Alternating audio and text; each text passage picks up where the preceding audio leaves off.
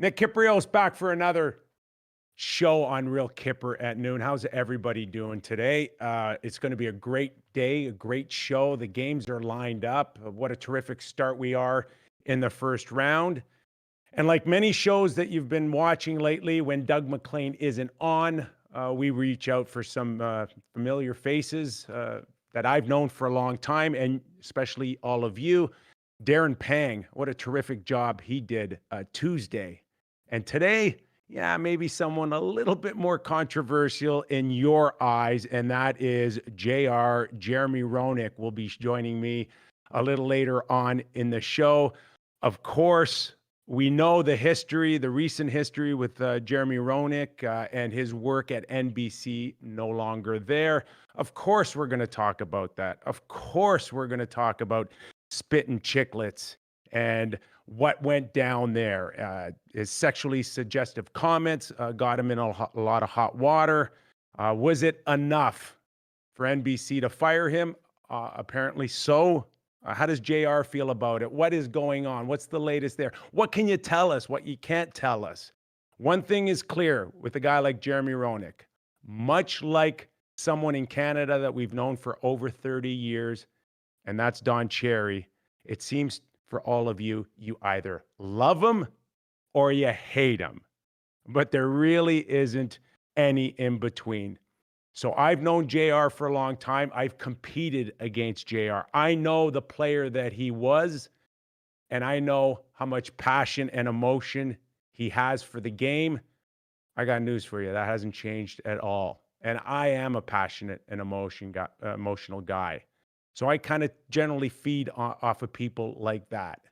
So for JR to come on, continue to tell his story, and it's just not about what happened on Spittin Chicklets. It's just not about what happened to NBC. I want to get his views on what's going on around the National Hockey League. I ask him, how would a young JR go about living in a bubble? We also talk about JR, the player.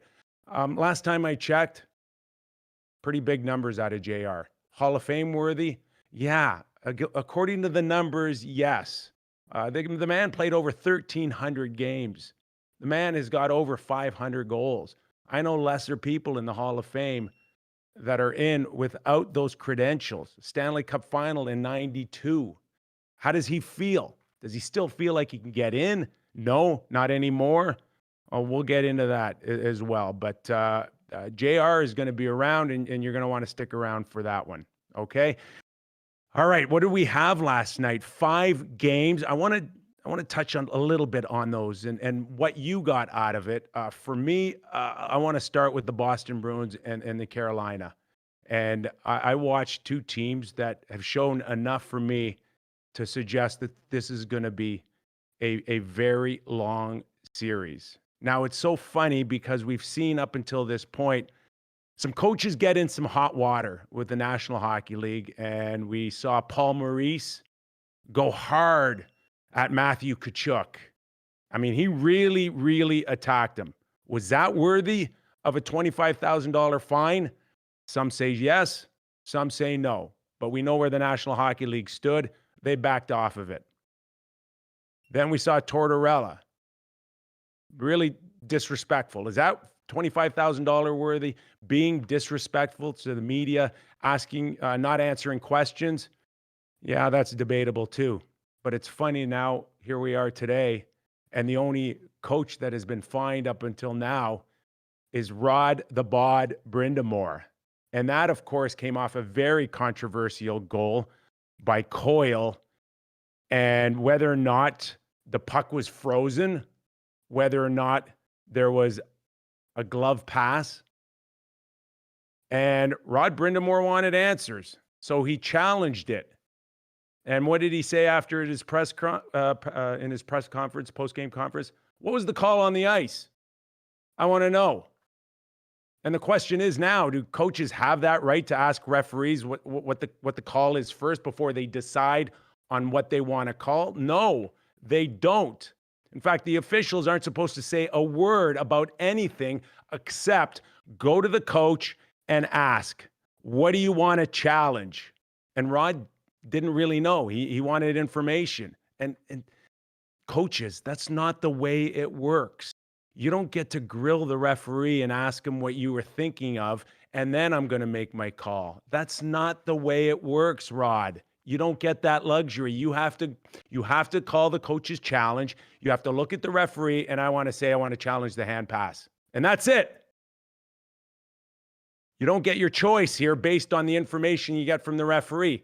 It is not, let's make a deal here. Okay? You are not, the referee is not Monty Hall. It's not, do you want the washing machine or do you want the curtain where our lovely Carol is standing? That's not the way it works. And I know you were ticked off after, but when you start comparing yourself, say, to Tortorella or Paul Maurice, even those coaches didn't go where you went, okay? You called the league a joke. I got news for you. Anyone that's ever called the league a joke, they get whacked pretty hard here. $25,000. And it cost your team a power play. You gave up a power play chance that could have buried you. Now, of course, McGinn scores a shorthanded goal and everything looks good going into overtime, but that is a very dangerous play. And maybe it's a reminder for a lot of coaches out there that when you challenge, you better get your shit straight here. And that means your video guy in the back better be right. You can't guess. You can't be 85% sure. You better be 100% sure. This is a Stanley Cup on the line. We saw a challenge with Vegas and Chicago with Ryan Reeves. Offside or not offside? Toe down or toe not down? Are you 70% sure? Are you 90? You got to be 100% sure. You got to be definitive on this. And I think Rod Brindamore showed, a lot of coaches that you better be careful here. Stanley Cups are on the line. Advancing is on the line. So we'll see where that goes. We do know that Boston and the Hurricanes are right back at it. I would hope that Rod Brindamore, for no other reason, would just address his team and say, I got to show better discipline. You can't sound off on the officials. You can't sound off on the league. You can't pick your spots with a reporter and go off and challenge the league. It's not about the call anymore. It's about, why are you treating us like we don't give a crap, that we have no skin in the game? He accused the video room of having no skin in the game. What do they care? They have nothing on the line. Whoa. That one strikes a nerve. There are people in there that have put their heart and soul for 4.5 months building and preparing. You can't accuse them of not having any skin in the game. Then all of a sudden, it's not about the call anymore. It's about disrespect. And I think Rod needs to pull it back a little bit, and he needs to do it early because they go back at it at 8 p.m. All right, where else you want to go? How about the Islanders? How about their captain, Lee? Anders Lee, what a game he had. Hit, fight, goal. Talk about leading the charge here. And talk about a team that is already behind the 8 ball in the Washington Capitals here. Giving up 4 unanswered goals. And all of a sudden you look at Holtby. And we didn't see the Holtby of 2 years ago that won the Stanley Cup. We did not see Stanley Cup caliber goaltending. The Eberle goal, wow. I mean, when's the last time you saw him kind of fan out the glove and completely miss it? And then we got to go to the game-winning goal, shorthanded. Nelson comes in, and it's like, you take it, I take it. The old left field center fieldman in baseball, you got it, no, I got it, you got it. Ovi just backed right off. Ovi never wanted that puck. And I don't know what he was expecting out of Holtby, but it wasn't to me. And then Bailey comes in, and there's your game-winning goal. So I don't know where Washington really goes from that. Samsonov's a good goalie and the heir apparent, but he ain't around.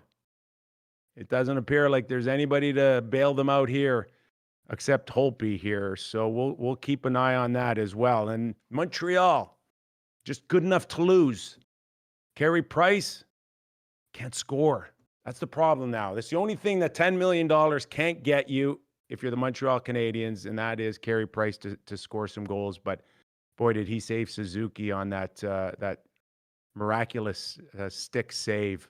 That was phenomenal, and one we'll see in the highlights for a very long time.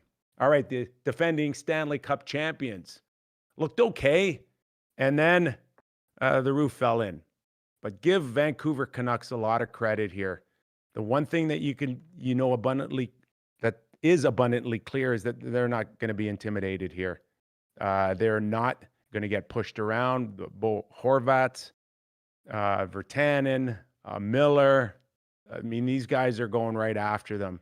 And there is a sense now, and I called this about a week and a half ago. I said, there's my sleeper team, the Vancouver Canucks. Could see them in a conference final. Momentum, good goaltending. Doug McLean has talked about time and time again. They look poised. Hughes looks great in terms of when he now is in a position to kind of control the game. Those wheels, the ability to jump into lanes and then come back. Vancouver looking really good. And the Avs, much like Vegas, doing what they're supposed to do.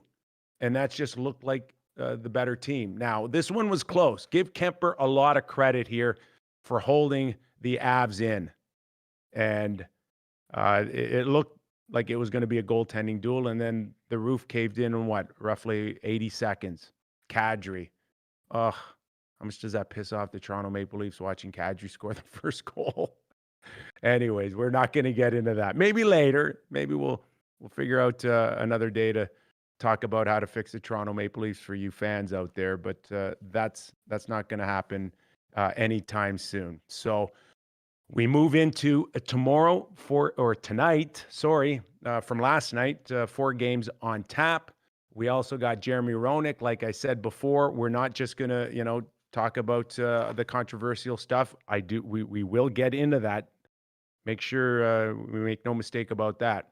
We'll give JR an opportunity to let us know how he feels about taking on a Goliath like NBC. But keep those comments coming in. If you like what you hear so far, hit the smash button. I love the comments. I read one earlier before the show from Will Chan.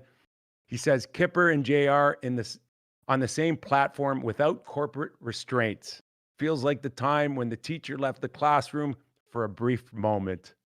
That one made me laugh, Will. Appreciate the comments. All right, so let's do it. Let's get to JR. I spoke to him just before the show. Nice of him to come on, share his thoughts. Like I said, JR has been around a long time. No one played the game harder than him. I should know. I competed against him. He's passionate. He's emotional. And I hope you enjoy it.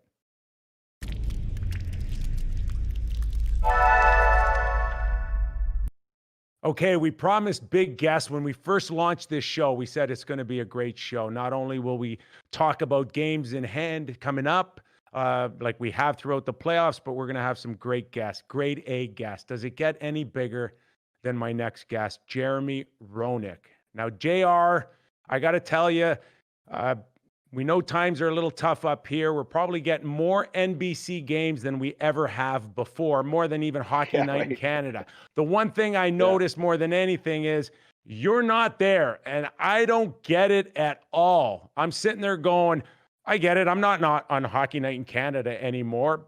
They don't need me, I think, as much as NBC still needs you. Where are you, buddy? Where are you? I'm in San Diego, actually enjoying the beach. I'm playing golf. I'm watching hockey. I'm enjoying my life. I'm staying safe. I am protecting myself and others. I have been watching a lot of hockey, although it has not been NBC. I'm watching all the local feeds. So, watching the NBC has been rather boring for me, to tell you the truth. I love some of the people that are still there, but I just find it boring. And I've been getting texts all over the place from a lot of friends of mine saying it's not the same without you on the show. But that be as it may, it's still great hockey. It's been a lot of fun to watch. I'm sure you've been enjoying it, but I'm enjoying listening to a lot of the local broadcasters call the game, and have been just absolutely loving it. You know, a lot of my viewers, I'm sure, are still sitting there going, "Yeah, we agree with you that we miss you.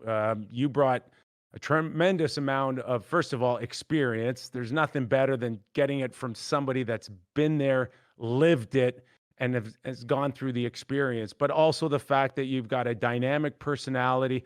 On some episodes, I was watching you bungee cord. I've been watching you go through mazes in your backyard. We miss that entertainment out of you, Uh, JR. I think one thing that I tried to pride myself on, and I think you understand this too, Nick, is it's you got to be honest with the people. You got to give them what you're thinking. You got to give them the truth of what you think about a game. And I love the ability to be on television and to share my thoughts, share my love and my passion for the game. I think my knowledge of the game and the way I see it. And it was really important to me that I gave passion. Now listen, I didn't always use the best word choice, right? So, I don't have the best vocabulary. Sometimes I made up my own words and screwed up a couple names here and there, but I think that's what people want to see. They want to see real people. They want to see got people that are humble, that aren't afraid to make mistake, but want to give somebody something exciting to listen to. Like I want to say when the refs suck. I want to say when Sidney Crosby sucks or when he's awesome. I want to say when Patrick Kane, sucks and is awesome. I want to be able to say certain things. I want to say that the league dropped the ball on this. I want to say that that guy should have been suspended. What the hell are they doing? Over there in the NHL. I wanted to say that, but unfortunately, at certain times, I couldn't say that because of the politics and things. The new deal that they're getting ready to sign. By the way, I hope ESPN gets it. But I don't know what who knows. I'm just a real person, Kipper. You know that, and I try to make sure that everybody gets their money's worth. I try to entertain. I try to make people smile, and sometimes I want to try to get people to debate me and to question me about what I'm doing or what I said. And I think that's why with my new streaming network that's going to be coming out with a couple friends of mine in very soon. It's called No Filter Broadcast. You're going to get me, no filter, and you're going to get to be part of my show. You're going to be able to jump on my show if I accept you onto my show.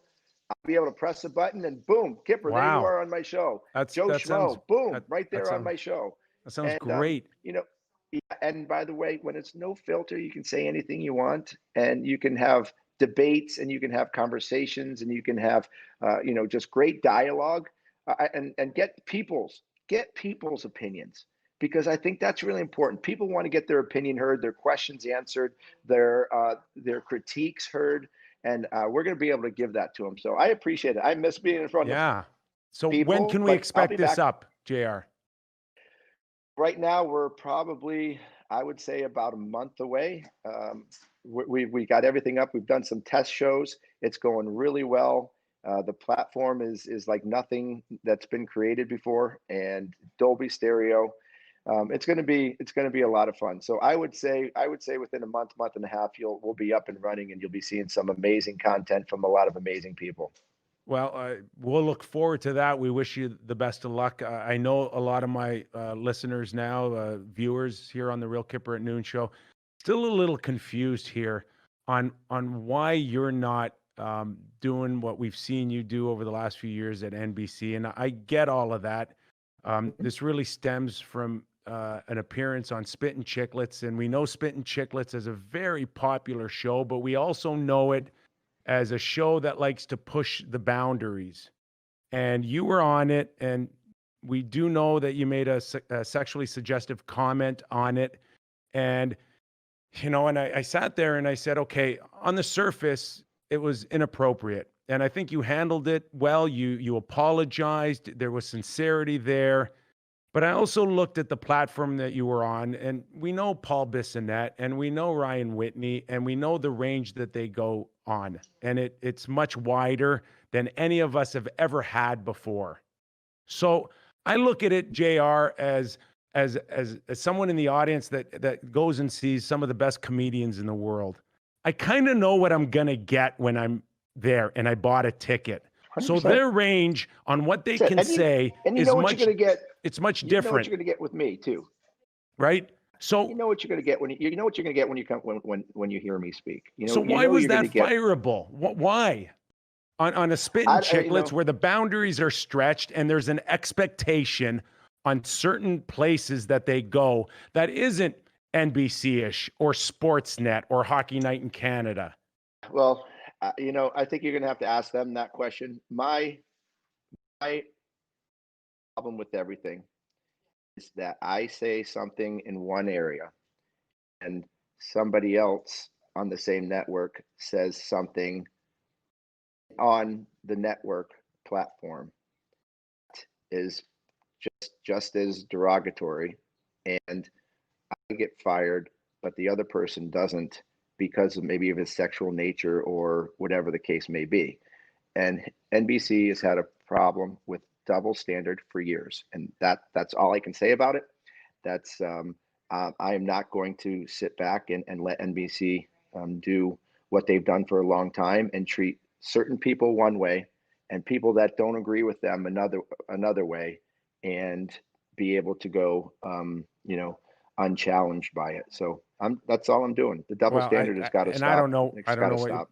I don't know if you can say anything more. We do know that there's a lawsuit out there, and wow, you don't want to start small with a local channel. You go right after the big boys here. Kind of like the way you played, when you got a little pissed No, off. I fought Bob Probert. I fought Martin McSorley twice. I fought Berube. I fought Walker. I fought Mark Bell. I fought some of the biggest guys in the game. So I didn't fight you though. No, Thank no. gosh. And now you're People I going would after never a fight. peacock. People I'd never fight in this whole world. You, Kipper, and Ty Oh Domi. gosh. Those off limits. Off limits. But yeah, of course I go after the big boys. Hey, listen, fair is fair. Fair is fair. And I think everybody in this world needs to be treated the same with the same Yeah. standards and as fairly as possible. And when it doesn't happen, you have to stand up for yourself. And unfortunately, in this world today, right now, there are a lot of people who are not standing up for themselves, and they need to. You know what the beauty of 2020 and technology now? You don't need multi-million-dollar studios, and you don't need massive crews. You get a camera, you get a few lights, you get a desk, and you get your voice out there in front of millions, if not billions Yep. now. This reach, who knows where it's going? I didn't have that luxury when I was just broadcasting from coast to coast in one country. Now we can go all over the world. Isn't that incredible? It is incredible. And I have a couple things going for me. I have a great platform that's starting with great partners that are giving me the leeway to do what I want, say what I want. And I have an amazing, amazing fan base. And even the people that don't like me, that hate me, that can't stand me, they will tune in because they want to see what I say and they want to debate me or call me this or call me that. So uh, to be a controversial figure sometimes is not the worst thing in the world, because they want to join in and join the conversation, whether they want to give you crap, whether they want to agree with you and praise you. And I have a base for that. And I think both my bases, the haters and the lovers, we're all going to come together, and we're going to have one big show and one heck of a good time debating, yelling at each other, agreeing with each other, and enjoying having a conversation about whatever it is: hockey, politics, life, whatever comes up that day. Kind of the way you played, right? And they're the All over the fans, they place. screamed at you, they threw shit at you. No different, right? You know what though? I love every single person that gives a part of their time to me, whether it's watch me on television, respond to me on Twitter, read my stuff on Twitter, watch the shows, because everybody has to have an opinion. I mean, there are a lot of mean people out there. You know that, Kipper. There's going to be mean people everywhere. They're going to yell, they're going to scream, they're going to call you bad names. You can't have everybody like you in the world, and that's what makes the world go round. But that doesn't mean that we can't have a conversation. That doesn't mean that we can't have an argument or a debate. And as long as nobody's getting hurt and nobody's hurting somebody derogatory wise. Like I don't get personally hurt when somebody calls me a name.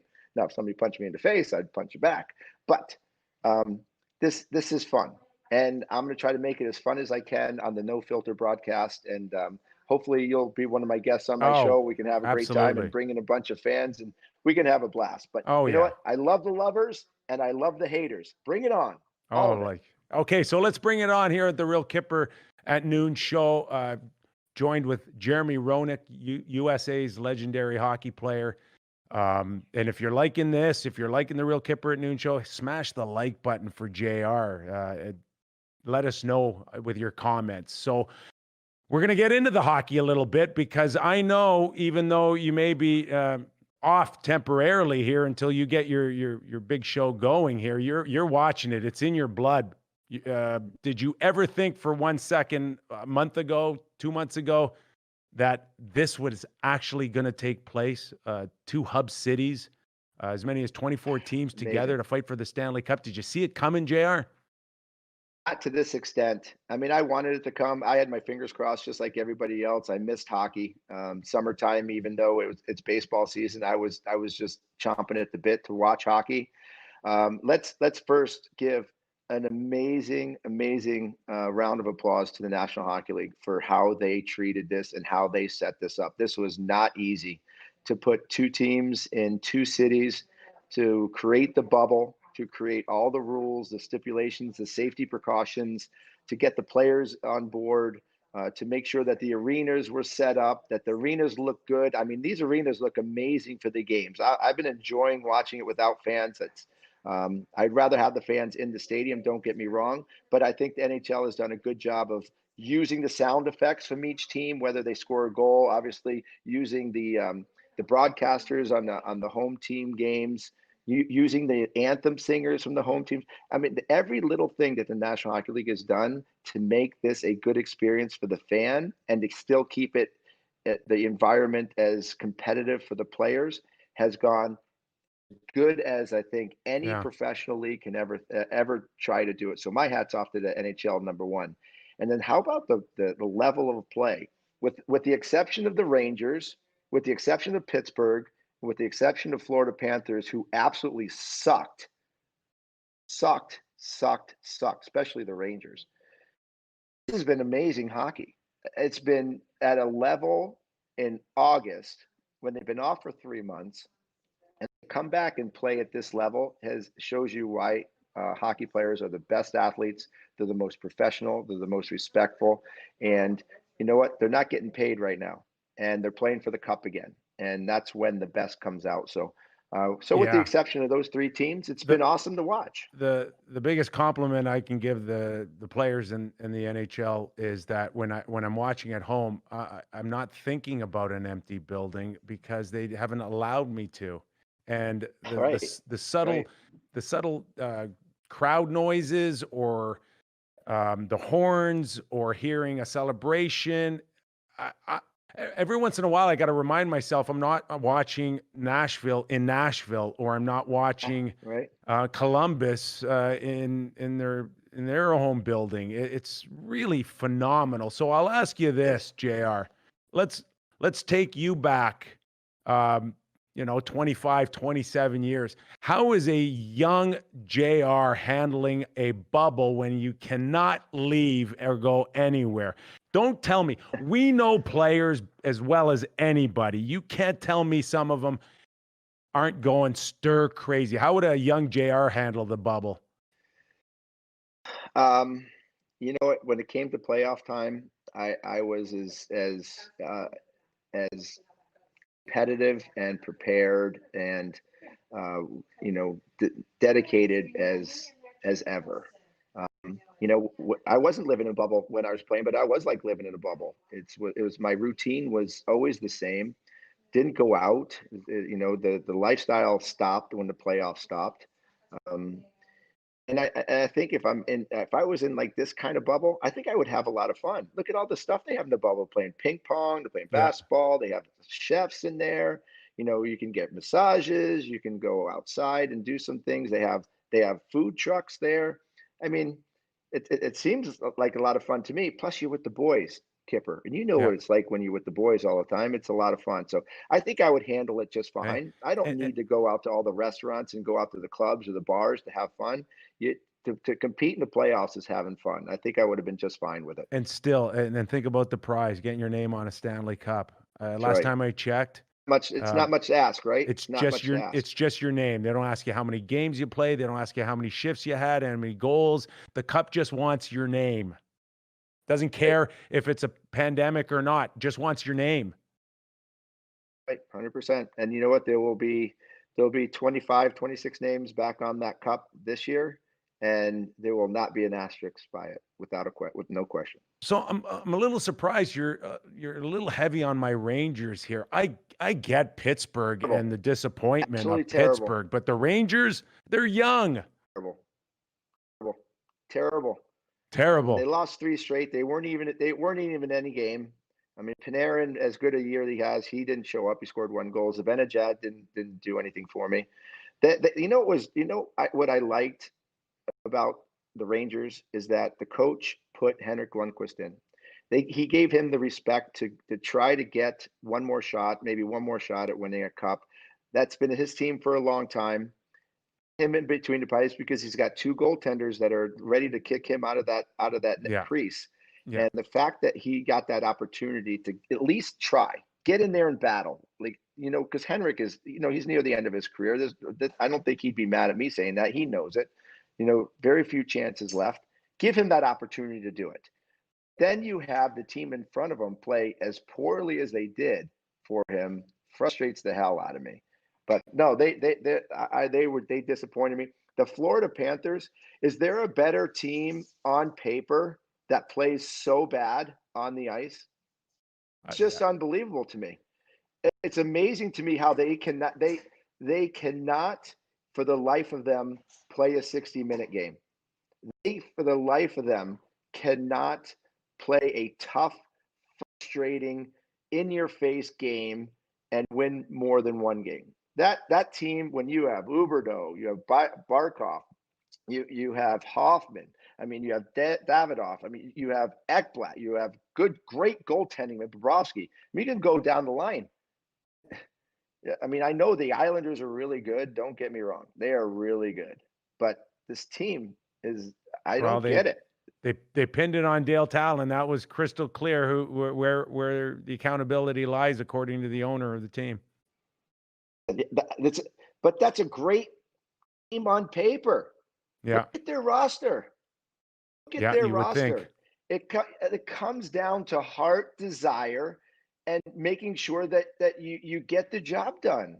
I mean, you have to execute. You have to play to the system hard. Look at what Columbus has been able to do. You mean to tell me that Columbus has a better lineup than the Florida Panthers? I don't think so. But Tortorella squeezes them. Montreal Canadiens have a better roster than the Florida Panthers? I don't think so. The Arizona Coyotes have a better roster than the Florida Panthers? I don't think so. Wanted it more.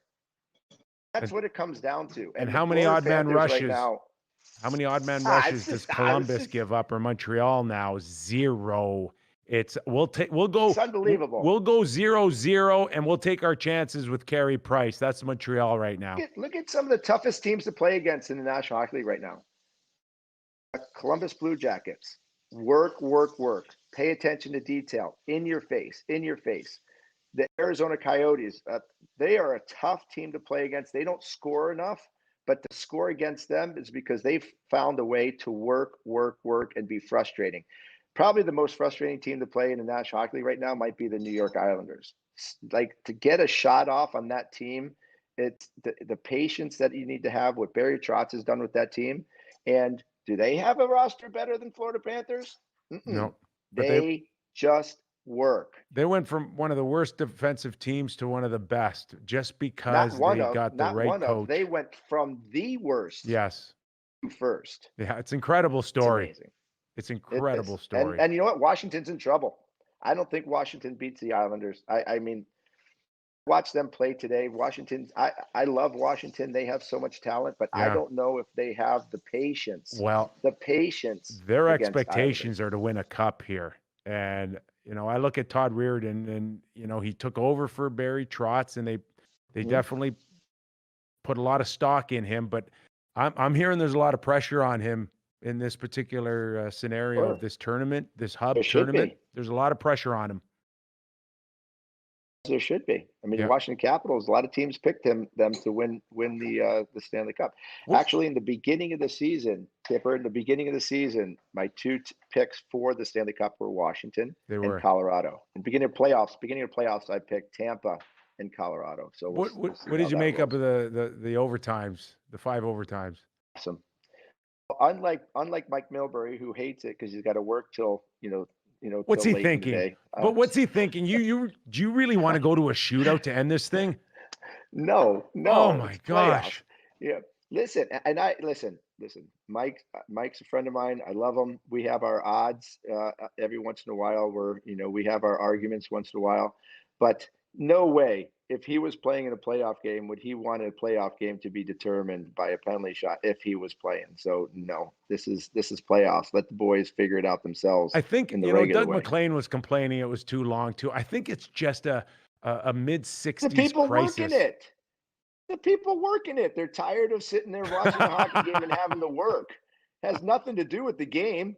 It's they don't want to No, work that it long. got everything to do with how your age and how tired you are watching. Exactly.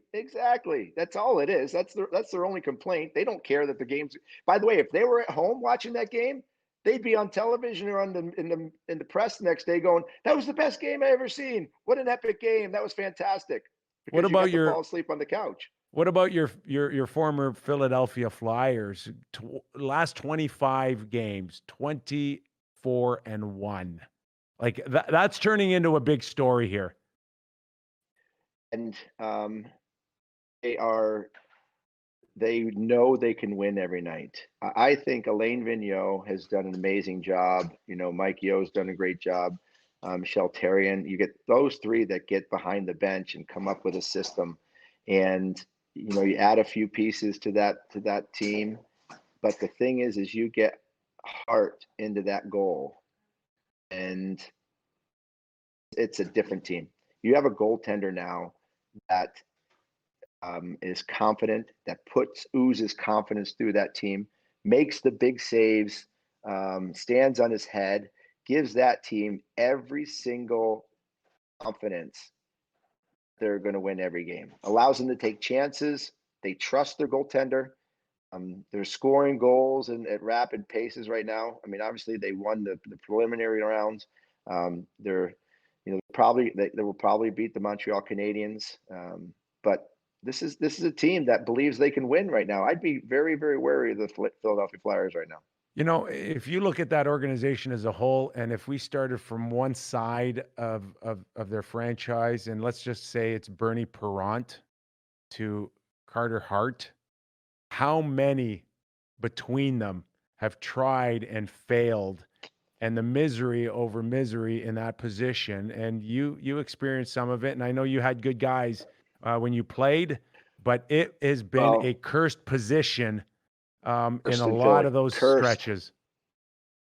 Well, if you think about it, Ron Hextall has been the best one that they've had in net with the Conn Smythe right now. Exactly. I'm not going to take anything away from my boy Robert Esch, who played above his head when we played there. Roman Czechmanek was a good goaltender, but no heart, no competitive juices. I wouldn't even put him up in the top 40 goaltenders for Philly. I couldn't stand him. Yeah. But they all of a sudden Brizgalov gets in there. He's great, and you sign him to a huge contract, and all of a sudden his head goes up in the stars, and he starts looking at all the planets, and the next thing you know, he can't stop a puck.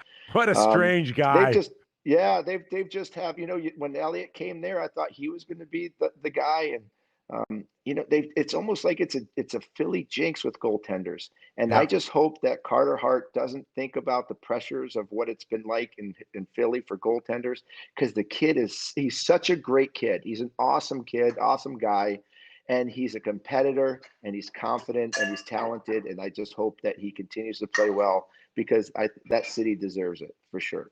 Just your thoughts now on those round robins and the teams that got buys, and we saw Boston struggle through right up until game one, and then we see the production line just snap their fingers and then it's Yep. Marchand to Pasternak, Pasternak to Bergeron, and Bob's your uncle. Everything's all great again. But the Blues, good hockey teams, ones that are rated, at the top of Vegas's list to win the Stanley Cup, and you watch them kind of go through the motions throughout this 2 weeks here, and you start really questioning them.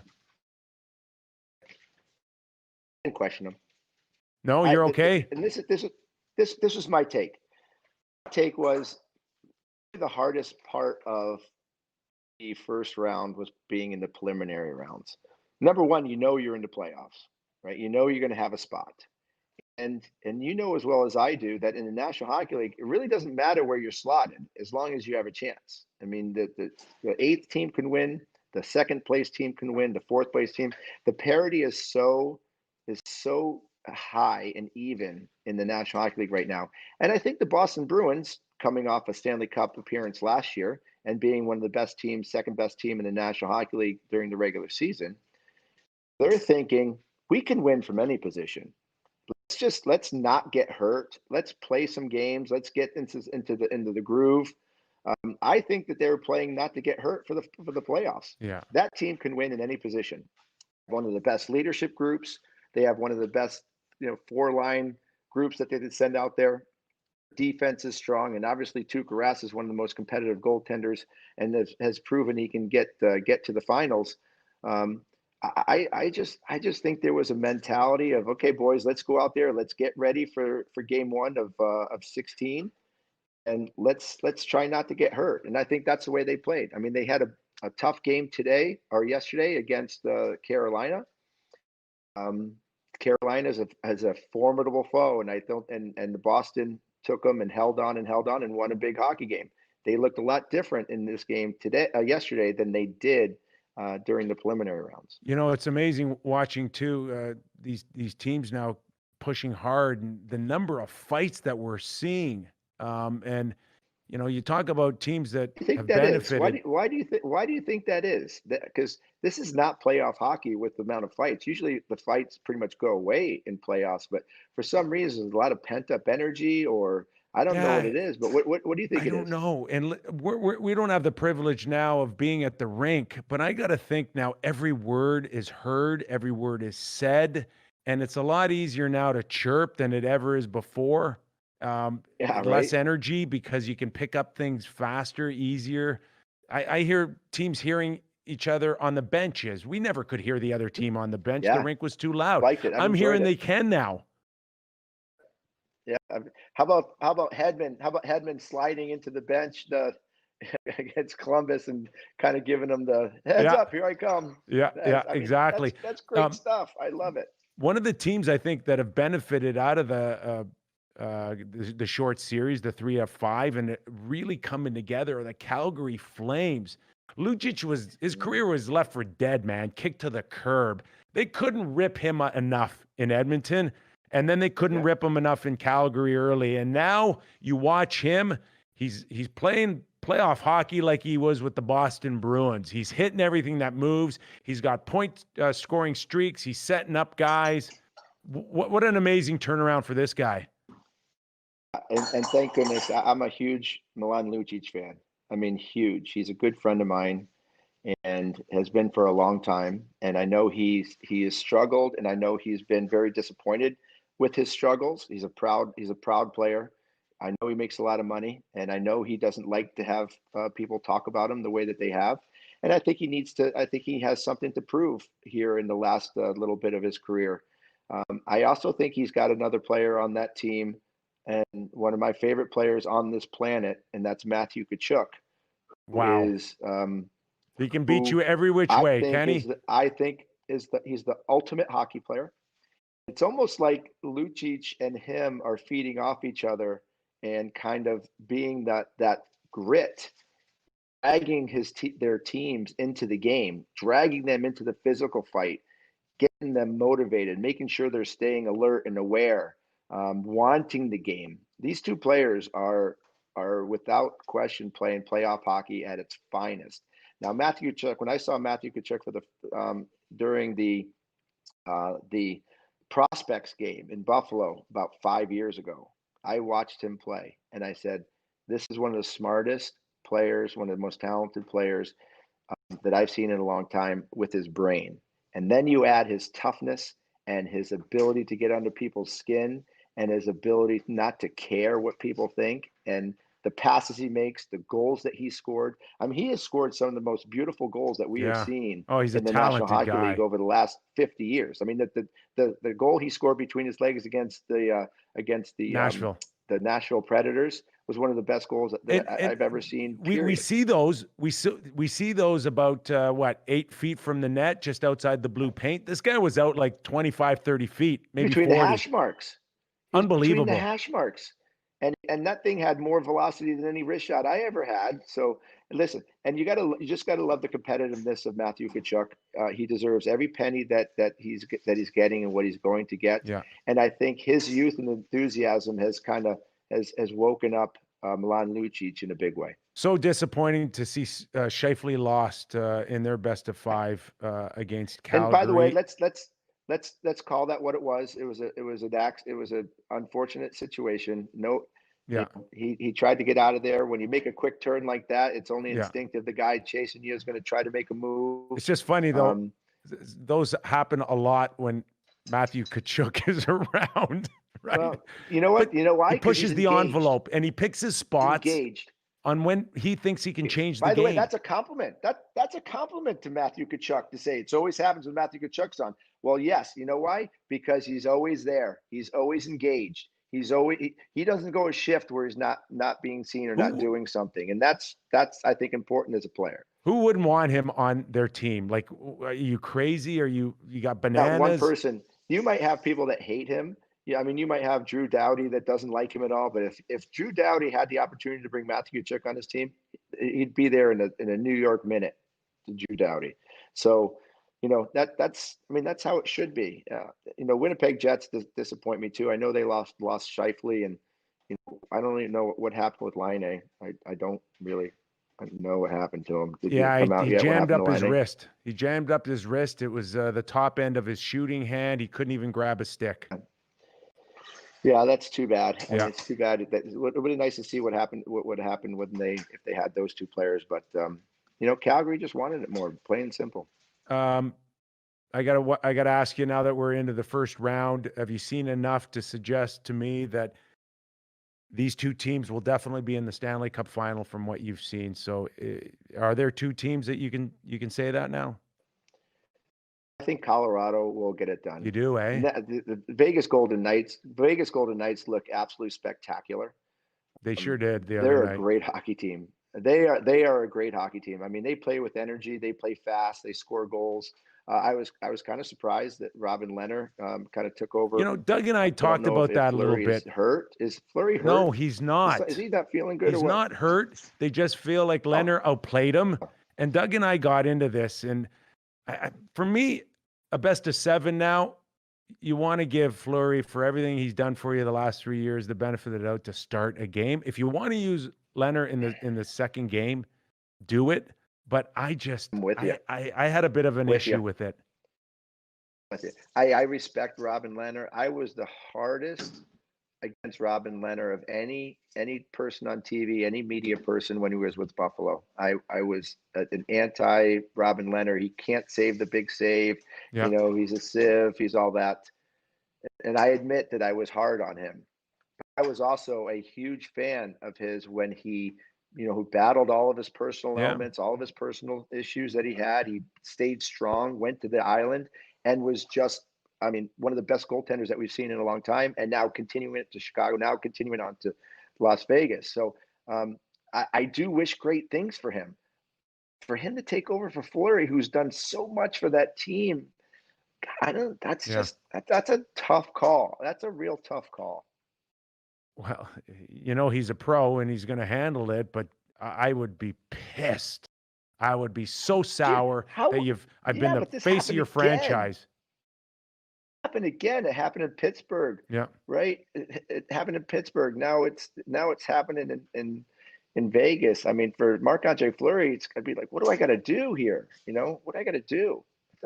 I feel bad for him, Yeah, actually. I watched I feel bad for the team. That team is awesome. I watched But to game. answer your question, Yeah, Colorado Avalanche, I think they're too big, strong, too fast, too talented.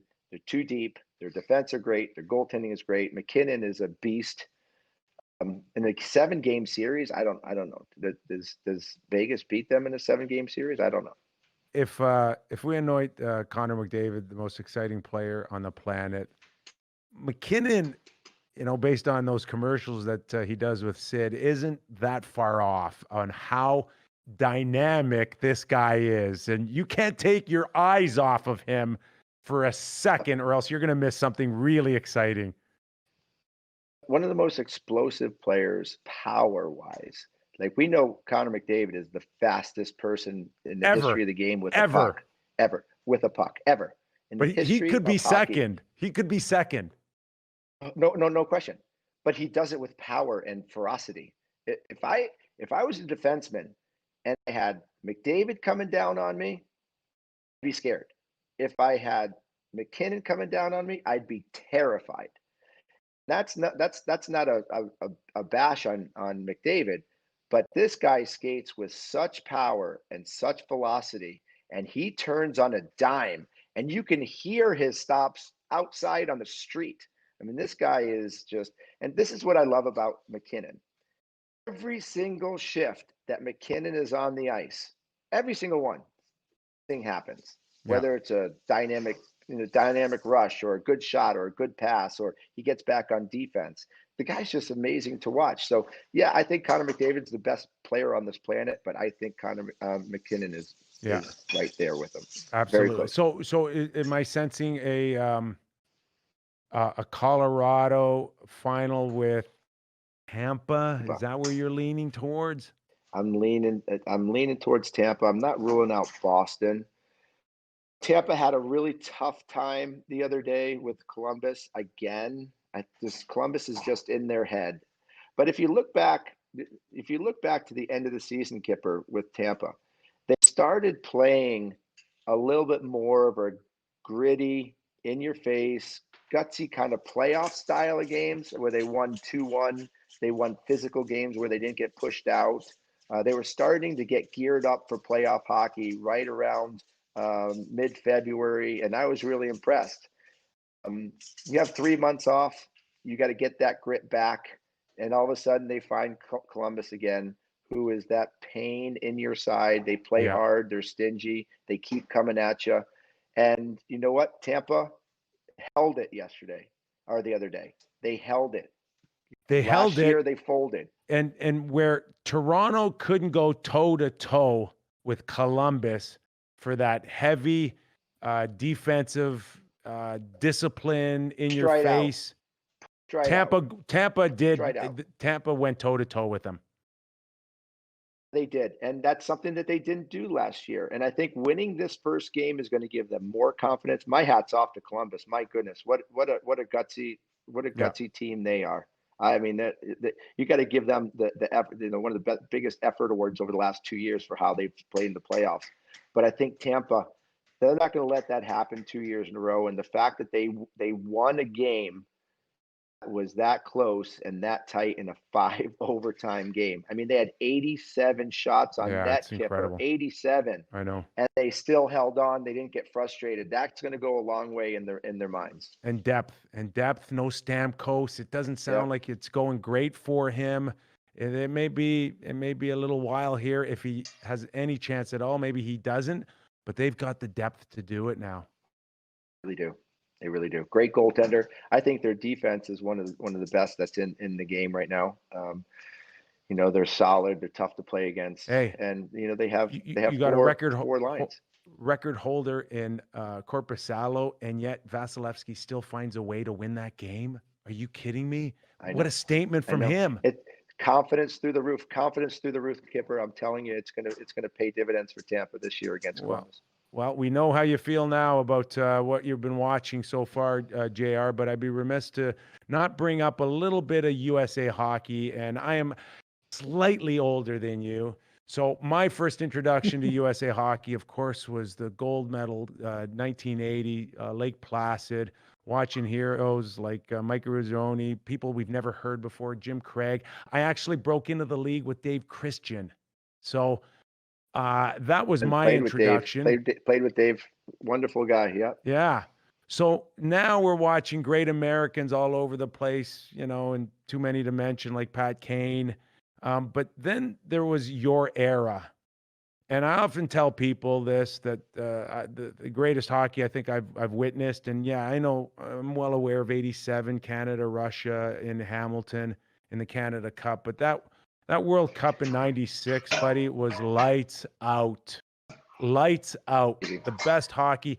My buddy Mike Richter was as good as he ever was in Game 6 in the conference final against New Jersey, the night Messier guaranteed his hat trick. And I mean, hats off to you, Billy Guerin, Keith Kachuk. I mean, you guys had amazing careers that took that 1980 to another level, man. Yeah, well, I think that's what one of the things that I'm most proud of in my hockey career. You know, we all knew where we were in 1980 when the U.S. won and beat the Russians and won the gold medal, and you know that made us want to be athletes. That made us want us to be Olympians and NHL players. But through the 80s and early 90s, the U.S. teams always placed 5th and 6th. If we were lucky, we got 4th. One time we got 7th in a World Junior. We were never one of the elites. And then all of a sudden, we reached our peak. And you're right. You know, you talk about Modano, Billy Guerin, Keith Kachuk, Tony Amonte, John LeClaire, Chris Chelios, Brian Leach, Kevin Hatcher. I mean, we can go on and on and on of all the great players that are on those USA teams through the 90s and even into 2002 during the Olympics. But our generation put American hockey as a superpower. No question, 100%. And by the way, these young kids that are playing now in the National Hockey League saw what we did. They wanted to be it. So now all of a sudden you see all these young kids getting drafted high in the first round. You know, the World Juniors, they're winning World Junior championships, and you know, US is a powerhouse, and hopefully that stays for a long time. Austin Matthews, Arizona. Are you kidding me? Watching you guys. It's crazy. I mean, hey. It's a lot of fun to watch. Let's just hope that Jack Hughes develops a little bit. He had a very frustrating first year. I know he's pretty mad about it, and I'm sure he's going to bounce back. Let's hope that he gets to be where he should be. But you know, that Austin Matthews might be one of the best goal scorers I've ever seen. Ovechkin's the best. Brett Hull right there with him. But this guy's got a release. Matthews going to go down. I think Austin Matthews is going to go down as one of the best goal scorers of all time too. That release is off the charts. Those hands are so fast. Unbelievable. Well, you just mentioned a great list. It's crazy though. You know what's crazy? This is crazy. This just popped into my head. I don't know why it just popped into my head. You think about all the best goal scorers, the best, right? Obviously, Gretzky was great. You know, we know Gretzky and Lemieux. But not a pure shooter. Not a pure shooter. Gretzky, not a pure shooter. Let's talk. Let's the pure snipers.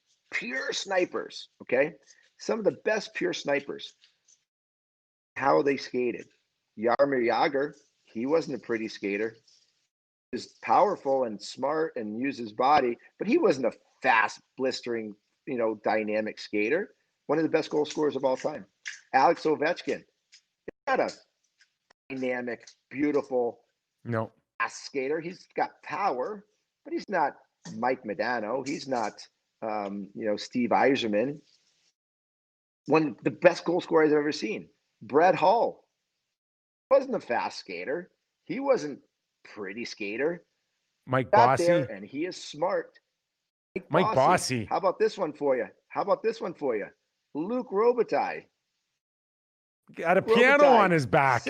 600 and something goals by Luc Robitaille. And it looked like he was not even going to be able to get from one goal line to the next. God. He was like pulling the sled from the Grinch.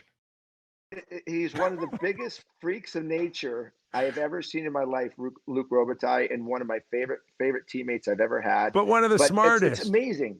JR, that's why they scored goals. Listen, That's why they scored I'm watching some teams, including the Toronto Maple Leafs. And they're like, speed, speed, quickness, speed. And it's like, no, you're going too fast. Your feet are going too fast, and it's not even catching up to your brain. Your brain's not That's right. The smart brain enough can't keep up for with your feet. Slow the Yeah, game the brain down. can't see. There's too many players in the game like that, right? That they're going too fast. Their brains can't keep up. Can't keep up. And now you've got all these systems, and it's like, oh my God, just slow the game down. It's not Exactly. always the fastest wins. It's the smartest that wins most Totally, often than not. I'm totally in agree with you. I totally agree with you. There's 100%. Well, Rabbit in the hair, baby. Rabbit in the hair. Your list, your era, there's a few more that are worthy of being in the Hall of Fame. Your numbers easily could be in the Hall of Fame. And with all due respect to past winners, some of them, I mean, I'm looking at that list, JR, and I'm like, okay, he's in and you're not. Someone explain it to me, but hopefully that'll It seems itself. every year. It seems I almost dread June, because I'm gonna get the same old questions and the same old why aren't you, why is this, and I'm like I'm kind of sick and tired of trying to figure it out or answer the question. Hey, listen, if it happens, it happens. Hey, well, we watched Whatever. an ex-Chicago Blackhawk, Dougie Wilson, get in. So, Yeah, that was great. It was great. My favorite people on the planet, my first roommate. Yeah. And I was for the moon happy for him. Not a No call he question was about it. expecting, right?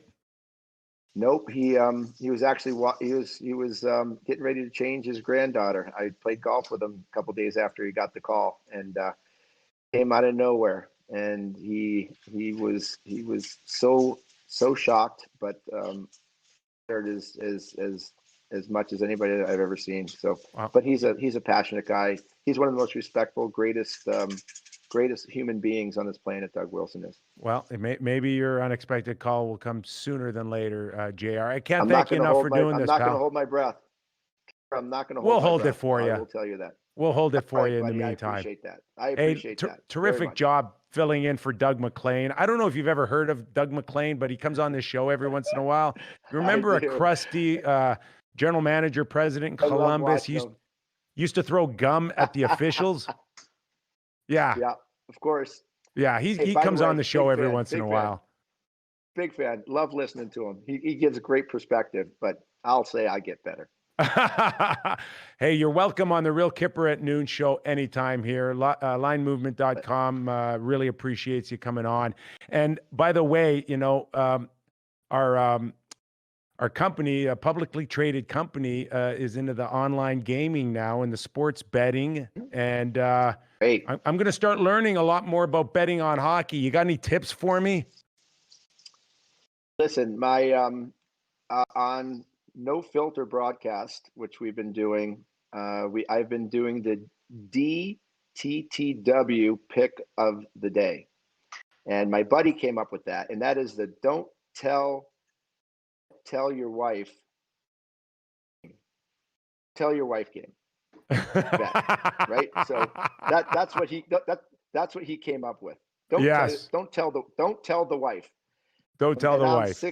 I'm 6 for 6, and my game of the day yesterday was the Boston Bruins, and I won that one too. And we'll see how we do today. Yeah. Well, listen, thanks again for joining us, giving us your insight. We look forward to your launch in hopefully 3 or 4 weeks. We're going to look for that. I'd love to come on and help you out, just like you helped us out here on the Real Kyper at Noon show. So, JR, all the best to you moving forward. And oh, by the way, I'm hearing that you've got a golf date with a world leader called the United States President. And I'm sitting there going, I'm not getting calls to golf with world leaders, man.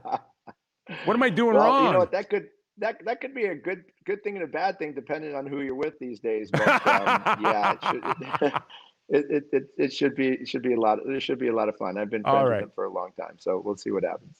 Have fun with Trump on the weekend. I'll let you know who wins. Okay, JR, Jeremy Roenick, everybody.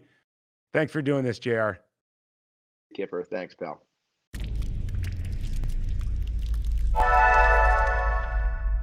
Okay, all right, that was JR, Jeremy Roenick, and don't tell your wife, Bet. See, I got an issue here because she checks the visa every month. She goes down it. So I'm not sure if I'm getting away with that bet. But, interesting to hear Jeremy Roenick. Love him or hate him. That's always going to be the case. He's not everybody's cup of tea. We do know that. Heck, I'm not everybody's cup of tea. I get it. But there is something to be said about double standards, and they're out there and they exist. It's not like his comments came off of the second intermission on NBC. He went on a podcast with a very aggressive brand, and we know it as Spittin Chicklets, and they do a fantastic job. We get it. They set the bar for all of us here, whether I'm on a podcast, on a YouTube channel, whatever the case is. They've done a heck of a job. And Paul Bissonnette and Ryan Whitney have done a heck of a job. The numbers show it. But they've got a range that they go, and it's really, really aggressive. And call JR dumb, call him stupid, but he went into a platform where he thought he could keep up with some of the Joneses there. And it cost him big time, but enough to get him fired. I look at the big picture of all of that. And I look at Paul Bissonnette. He's a friend of all of ours. He's a good guy, but he likes going places that none of us ever dared to go. And yet, in his aggressive nature, has he said things that are probably right up there with JR or even above it in terms of controversial? Yeah. And yet, he's celebrated. He gets to associate himself with NHL sponsors. He gets to be welcomed with NHL network partners. And nobody really questions him. But JR says the one thing and he loses his job. So that's my take on that. And whether or not NBC wanted to suspend him without pay, make it a week, make it 2 weeks, make it rest of the season. But fired, I'm with JR a little bit on the standard, the double standard on that one. So we'll see where it goes. I do get the frustration out of JR, but we'll see, like I said, where it goes. Okay, enough of that. 4 games on tap. What do we got? We got almost less than 3 hours before we see the Blue Jackets and Tampa Bay go toe-to-toe again. They're not going to need 5 overtimes, are they here? What's going to be left of them? I really think that this one has a chance also to go deep. Not necessarily going to call it a must-win for Columbus, and that's based on what we saw last year out of the Tampa Bay Lightning. You can never put anything past them losing 4 games in a row ever again. But I got to think that Columbus has to find a way to get going here. Outside of that, the Hurricanes and the Bruins, double overtime. We saw a great effort out of the big line. They bookend the first goal for the Boston Bruins and the overtime goal out of Bergeron. They're back. Those were 2 spectacular goals out of that line. And now I'm looking at Pasternak feeling it. How about that first goal off the faceoff? A fade away. He's actually moving off the post. And go watch it again and appreciate what a good back skater Pasternak was on that goal. I don't think I skated 30 seconds in 12 years of professional hockey backwards. Watch how well he skated backwards, getting away from Slavin to score that first goal. What a perfect pass by Bergeron. And then the give and go between Bergeron and Pasternak on the game-winning goal. The one time maybe Carolina, Brindamore's group, got caught flat-footed in the neutral zone. And what a terrific finish by Bergeron. So we'll see also what those guys have in store. But I see Hurricanes and Bruins going 7. I don't see anything less. And just on a final note, on the Stars in Calgary, Dubé turning into a star, maybe as early as these playoffs, if he can continue. Tremendous depth now out of the bottom half of Ward's lineup. Still the big boys got to get going. And no bigger than Tyler Seguin. We know he's not 100%, but this guy's going to have to find a way to get on the score sheet, or else this one's going to be over real early. I hope you enjoyed the show. I hope you had something out of JR, whether you love him or hate him, want to kick him to the curb. I just let us know in your comments. He's got a new show coming out. You looking forward to that? Or do you say, JR, just go away? Let us know. And let us know if you like the show. Of course, give it the thumbs up. Hit that smash button. Doug McLean's coming back tomorrow. He'll put a nice bow on the whole week. And I can't wait to get his thoughts on Rod Brindamore's comments and what he would have done as a general manager or a president dealing with those type of comments in your organization. Would he have cared? Would it have been worth 25 grand? I don't know. I think a lot of these owners don't want to spend one more dime on an industry that has no more fans. So we'll get a great take of him off of him. All right. And that's it. I'm good. I'm out of here. Getting ready for a big week or a big night again, starting at 3 p.m. with the Blue Jackets and the Lightning. Enjoy it, and we'll catch you here tomorrow on